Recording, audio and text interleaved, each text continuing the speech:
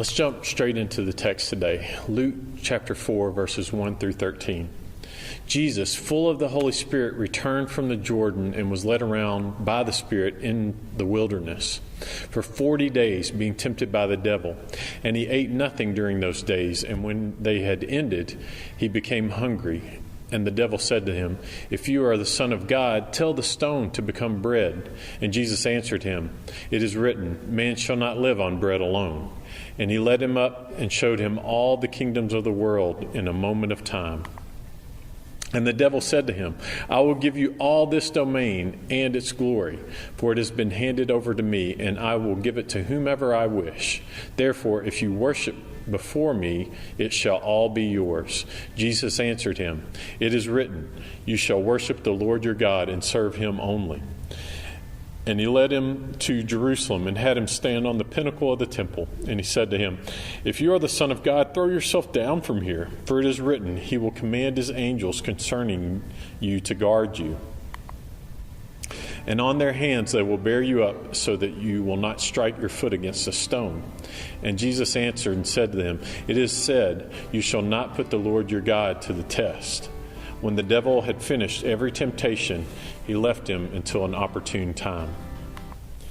So as we continue our journey to celebrate Christ's resurrection by traveling through Luke's gospel, we find sandwiched in between the inauguration of his ministry and his Spirit-anointed baptism that we studied this weekend together and during our last video devotion, and his temptation in the wilderness. Couched in between there is a reminder of who Jesus is. Besides portraying Jesus as the legitimate descendant of David, Luke's genealogy that we see in Luke 3:23 through 38 highlights the fact that all of Israel's history has been directed by God to bring about the birth of his son. Furthermore, Jesus traces his lineage back to God's first son, Adam. But as we see in a moment, where the first Adam was tempted and failed, the second and true Adam remained faithful. Jesus is thrust out into the desert. It is the Spirit of God himself who leads Jesus to this place of testing. We see that from chapter 4, verse 1. So in each of these three temptations, Jesus' dependence on God is tested. When he's famished, will he rely on God to meet all of his needs? When offered a shortcut to honor and glory that avoids the cross, will he worship Satan or trust his Father to give him all the kingdoms of the world as a reward for his obedient service? Finally, will he test God's protection by demanding some flashy display of a miraculous saving power?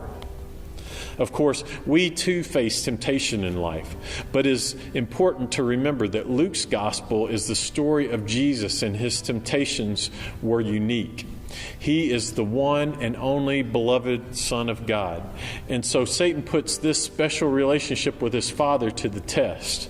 Where Adam, God's son, failed in Eden, and where Israel, God's firstborn, failed in the wilderness, the true incarnate Son of God was completely obedient. Like the ones that Jesus faced, our temptation comes to us from the father of lies, who promises us things he has no authority to give. He promises us life and prosperity when all he wants is our misery and death. Ultimately, temptation comes down to whose words you choose. Who do you believe? The lies of the devil or the true and living word of the Father? So let's think it through. Why do you think God led Jesus out into the wilderness to be tested? As you think that one through, consider this verse from Hebrews 4, verse 15. "For we do not have a high priest who cannot sympathize with our weakness, but one who has been tempted in all things as we are, yet without sin." As we continue to think it through today, what was at stake as Satan tempted Jesus? Think about this verse from Hebrews 4:16.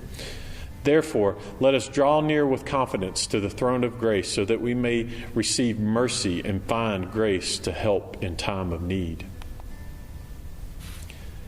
What was it about Satan's temptation with Adam and Eve, as well as his temptation with Christ, that made them so dangerous? What does this teach us about the nature of temptation?